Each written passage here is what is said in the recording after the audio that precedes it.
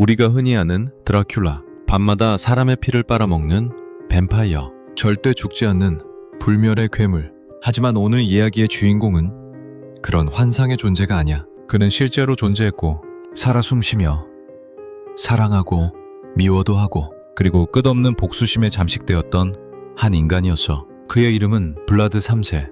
드라큘라라는 이름은 원래 용의 아들이라는 의미였고 한때는 신성함을 상징하기도 했어. 하지만 그의 삶은 그 뜻과 정반대의 방향으로 기울어갔지. 이제 시간의 문을 열고 그의 삶이 어떻게 한 인간을 전설이 아닌 공포로 남게 만들었는지 천천히 따라가 볼까? 평온할 것만 같은 왕궁에서 태어난 아이.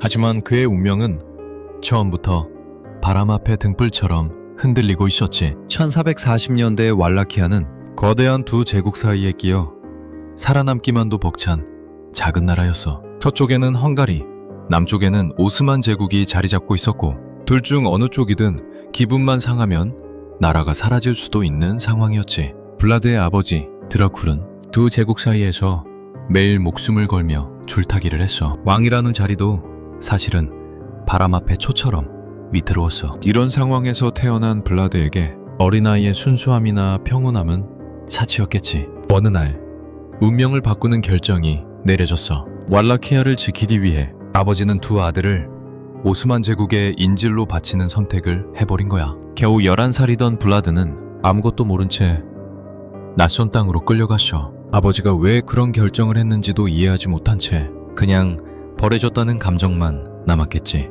오스만 궁정에서 보낸 시간은 그에게 너무 잔혹하고 길었어. 낯선 언어, 낯선 종교, 그리고 매일처럼 들려오던 채찍 소리와 비명. 그곳에 머물던 동안 그는 한순간도 마음을 내려놓을 수 없었어. 언제 죽을지 모른다는 공포가 잠결에도 따라붙었으니까. 그리고 어느 날 그의 마음을 완전히 부숴버리는 소식이 도착해. 아버지와 형이 귀족들의 배신으로 살해되었다는 소식. 나라 또한 매전으로 피로 물들고 있었지. 더 잔인한 건 동생 라두가 오스만 술탄에게 총애를 받으며 형과는 전혀 다른 삶을 살고 있었다는 거였어. 블라드는 그 순간 깨달았겠지. 세상에서 자신을 지켜줄 사람은 단 한 명도 없다는 걸. 그리고 배신이란 감정은 그의 기억 속에서 지워지지 않는 상처로 남게 돼.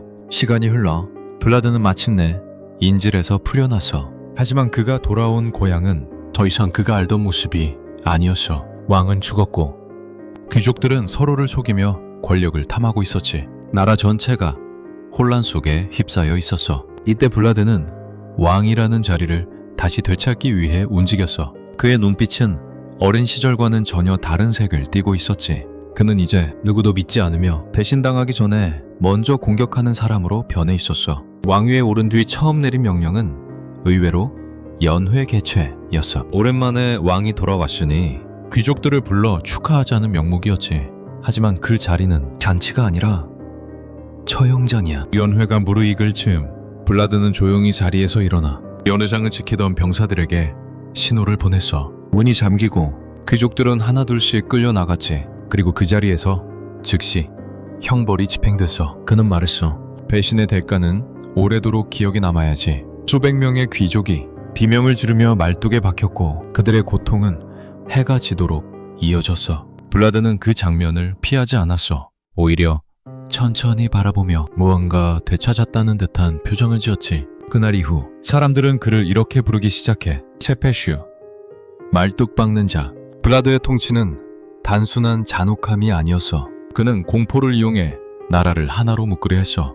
도둑이 물건을 훔치면 명령조차 듣지 않고 말뚝에 박혔고 부패한 관리는 가족과 함께 처형되었지. 놀라운 건 이런 방식으로 인해 왈라키아에서 범죄가 눈에 띄게 줄어들었다는 거였어. 사람들이 그를 미워하면서도 한편으로는 나라를 지키는 데 필요하다고 느끼기도 했지. 블라드의 잔혹함은 결국 가장 강력한 제국의 왕인 메흐메트 2세에게까지 알려졌어. 오스만 제국이 대군을 이끌고 침공해 왔을 때 병사들은 전진하던 중 기괴한 냄새를 맡았다고 기록돼.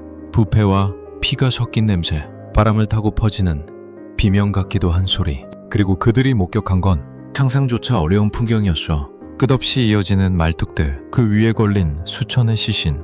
바람이 불 때마다 시체들은 흔들렸고 그 모습은 마치 숲이 살아 움직이는 것처럼 보였어. 이 장면은 병사들의 마음을 완전히 무너뜨렸지. 싸움이 시작되기도 전에 이미 승부는 결정된 것이나 다름없었어. 서유럽은 그를 오스만 제국에 맞선 영웅으로 칭송하기도 했지만 그 잔혹한 방식을 알고 난 뒤엔 그를 악마라고 부르기 시작했어. 그의 삶은 결국 동생 라도가 이끄는 오스만군에게 다시 밀리며 끝없는 방랑으로 이어졌지.